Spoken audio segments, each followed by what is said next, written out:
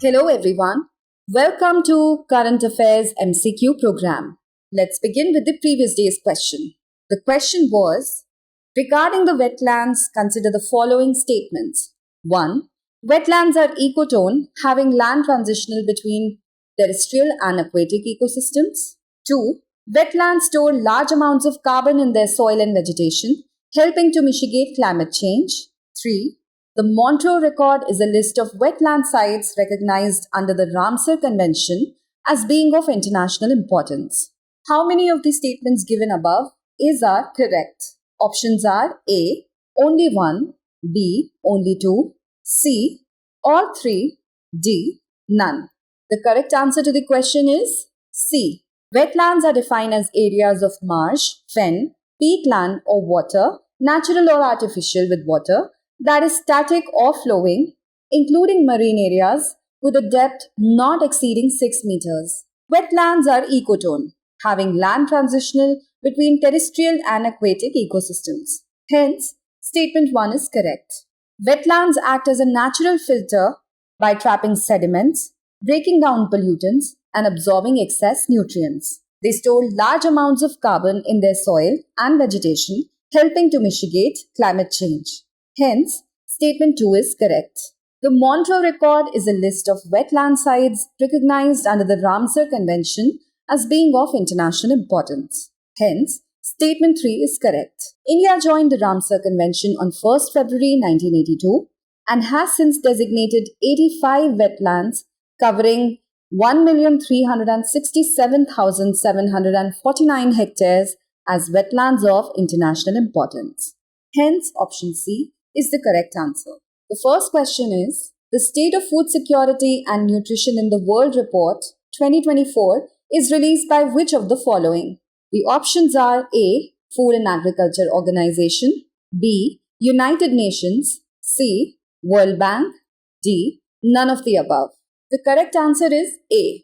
The State of Food Security and Nutrition in the World is an annual flagship report that is jointly prepared by the Food and Agriculture Organization, the International Fund for Agricultural Development, the United Nations Children Fund, the World Food Programme, and the World Health Organization. It provides time-critical recommendations for more efficient use of innovative financing tools and for reforms to the food security and nutrition financing architecture.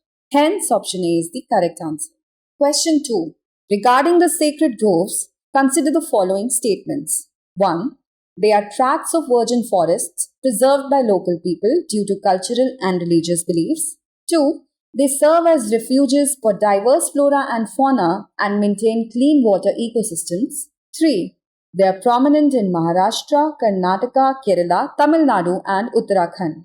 How many of the statements given above are correct? A. Only 1. B. Only 2. C. All 3. D. None. And the correct answer is C. Sacred groves are tracts of virgin forests that are left untouched by the local inhabitants and are protected by the local people due to their culture and religious beliefs. Hence, statement 1 is correct. Practices like tree worship and strict prohibitions on logging and hunting align with biodiversity principles. They serve as refuges for diverse flora and fauna and maintain clean water ecosystems. Hence, statement 2 is correct. They are examples of other effective area-based conservation measures, OECMs. Over 1 million sacred forests and 100,000 to 150,000 sacred groves exist across India. They are prominent in Maharashtra, Karnataka, Kerala, Tamil Nadu, and Uttarakhand. Hence, statement 3 is correct. Hence, option C is the correct answer. Moving on to question 3. Eronet, often seen in news, is best described as A. A social media platform for citizens to discuss election issues. B. A web-based platform used by election officials for managing voter registrations and updates. C. A mobile app designed for voters to cast ballots electronically. And D. A government portal for political parties to register candidates.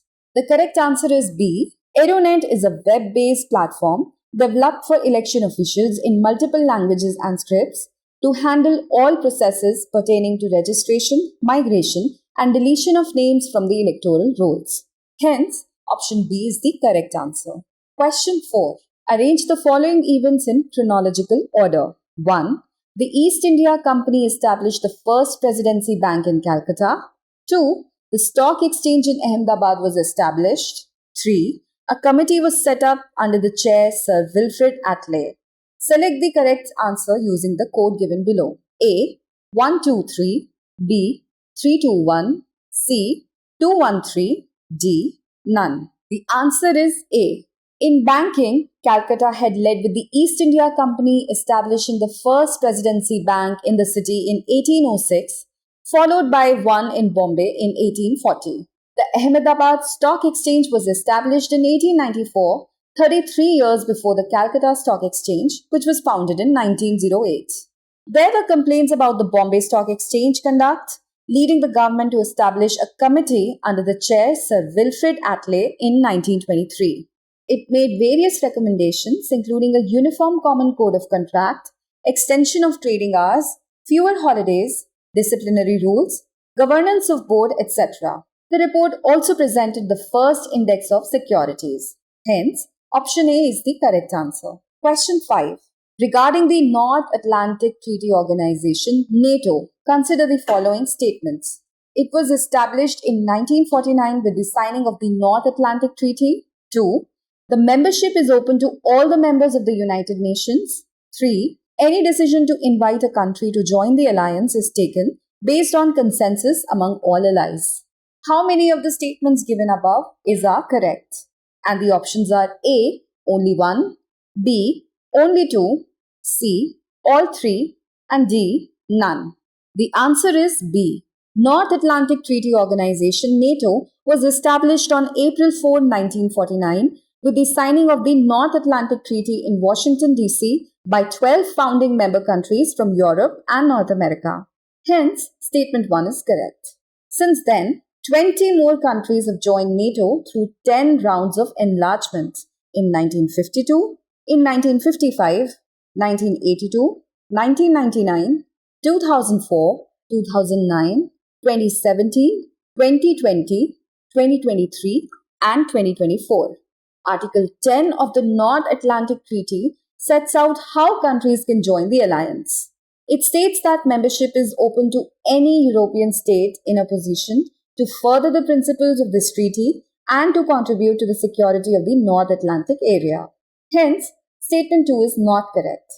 Any decision to invite a country to join the alliance is taken by the North Atlantic Council, NATO's principal political decision-making body, on the basis of consensus among all allies. Hence, statement 3 is correct. Hence, option B is the correct answer. Moving on to the next question. The carbon border adjustment mechanism, often seen in the news, is best described as A. The European Union tool designed to place a fair price on carbon emissions from the production of carbon-intensive goods entering the EU and to promote cleaner industrial production in non-EU countries. B. A tax applied only to EU-based companies that provide carbon-intensive goods aimed at reducing emissions within the EU. C. A financial penalty on EU consumers for purchasing carbon-intensive goods from non-EU countries designed to discourage consumption. D. A voluntary program for non-EU countries to reduce carbon emissions in exchange for trade benefits with the EU. The answer is A. The European Union Carbon Border Adjustment Mechanism is the EU's tool to put a fair price on the carbon emitted during the production of carbon-intensive goods that are entering the EU and to encourage cleaner industrial production in non-EU countries. By confirming that a price has been paid for the embedded carbon emissions generated in the production of certain goods imported into the EU, the CBAM will ensure the carbon price of imports is equivalent to the carbon price of domestic production and that the EU's climate objectives are not undermined. The CBAM is designed to be compatible with World Trade Organization rules. CBAM will apply in its definitive regime from 2026, while the current transitional phase lasts between 2023 and 2025. This gradual introduction of the CBAM is aligned with the phase-out of the allocation of free allowances under the EU Emissions Trading System, or ETS, to support the decarbonization of the EU industry. Hence, Option A is the correct answer. Question 7. Consider the following statements. Statement 1. Geoengineering refers to large-scale interventions aimed at altering the Earth's climate system, more specifically solar radiation management, to counteract the effects of global warming. Statement 2. Geoengineering would address the root causes of climate change without presenting any significant new risks. Which of the following is correct in respect of the above statements? A. Both Statement 1 and Statement 2 are correct, and Statement 2 is the correct explanation for Statement 1. B. Both Statement 1 and Statement 2 are correct, and Statement 2 is not the correct explanation for Statement 1. C. Statement 1 is correct, but Statement 2 is incorrect. And D. Statement 1 is incorrect, but Statement 2 is correct. The answer is option C. Geoengineering refers to large-scale interventions aimed at altering the Earth's climate system, more specifically solar radiation management, to counteract the effects of global warming. Hence, Statement 1 is correct. It primarily involves two approaches, namely solar radiation management and carbon dioxide removal. Solar radiation management, or SRM, involves deploying materials in space to reflect solar rays away from the Earth. This method, while still conceptual, draws inspiration from natural phenomena such as volcanic eruptions. Carbon dioxide removal, or CDR techniques, include carbon capture and sequestration, direct air capture, and carbon capture, utilization and storage, with a focus on long-term reduction of atmospheric carbon dioxide levels. Geoengineering would not address the root causes of climate change, but proposes to mask its effects, presenting significant new risks. Hence, Statement 2 is not correct. Statement 1 is correct, but Statement 2 is not correct. Hence, option C is the correct answer. Moving on to question 8. The term green colonialism, often seen in news, is best described as A. The introduction of eco-friendly technologies in the global south to promote sustainable development. B. A term describing efforts by the global north to control the agricultural practices of the global south for food security. C. The collaboration between developed and developing countries to create equitable environmental policies. And D. The use of mineral resources from the global south by the global north to manage its energy transition and reduce emissions. The answer is option D. The term green colonialism or eco-colonialism describes the practices where wealthy countries, the global north, exploit the mineral resources of poorer nations, the global south, to support their own energy transitions and reduce emissions. Key minerals such as lithium, cobalt, nickel, and rare earths, primarily found in Latin American and African countries, play a major role in global geopolitics today. An example of this dynamic is the US's offer to continue supporting Ukraine contingent upon a favorable agreement regarding Ukraine's mineral resources. Historically, Western powers have dominated the control of critical minerals and petroleum, but China has also become a key player, securing access to mineral reserves like lithium and cobalt in developing nations. Meanwhile, India has been slower to engage in this global mineral and energy-related power struggles. Hence, option D is the correct answer. Question 9. Consider the following pairs of textile products and their associated regions in India. 1. Kanchipuram silk, Tamil Nadu. 2. Pashmina wool, Himachal Pradesh. 3. Ilkal sari, Karnataka. And 4. Muga silk, Assam. Which of the pairs given above are correctly matched? A. 1 and 2 only. B. 2 and 3 only. C. 1, 3 and 4 only. D. 1, 2, 3 and 4. The answer is option C. The Kanchipuram silk sari is a type of silk sari made in the Kanchipuram region in Tamil Nadu. Hence, pair 1 is correctly matched.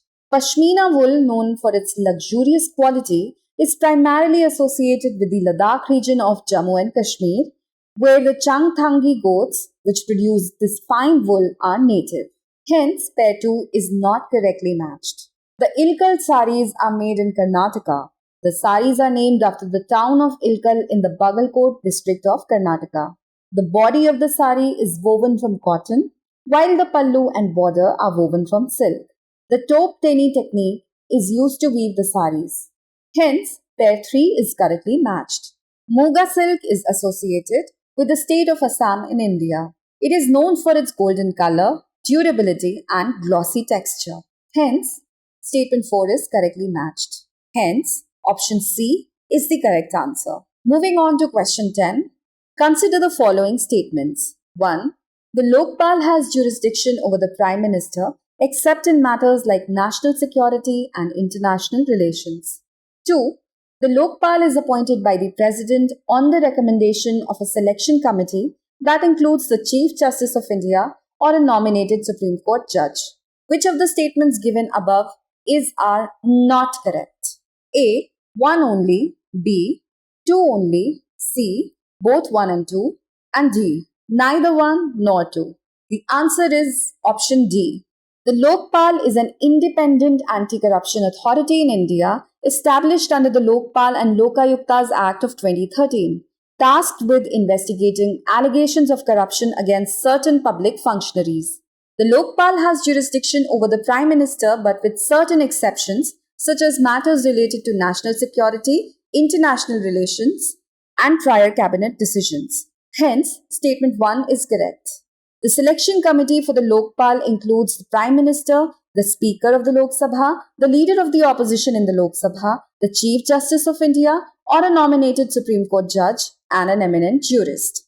Hence, statement 2 is correct. Therefore, option D is the correct answer. And now, moving on to today's practice question. With reference to the clemency powers in India, consider the following statements. 1. Pardon completely absolves the convict, removing both conviction and sentence. 2. Commutation means replacing a punishment with a lesser one, such as converting a death sentence to a rigorous imprisonment. 3. Respite grants a temporary delay in the execution of a sentence, particularly the death penalty. 4. Reprieve reduces the sentence, considering special circumstances like physical disability or pregnancy. Which of the statements given above are correct? A. 1 and 2 only. B. 1, 2 and 3 only. C. 1, 2 and 4 only. D. 1, 2, 3 and 4. Send us the answer to this question in the comments section. Thank you for watching. For more informative content, like, share and subscribe, and do not forget to press the bell icon to get the notifications.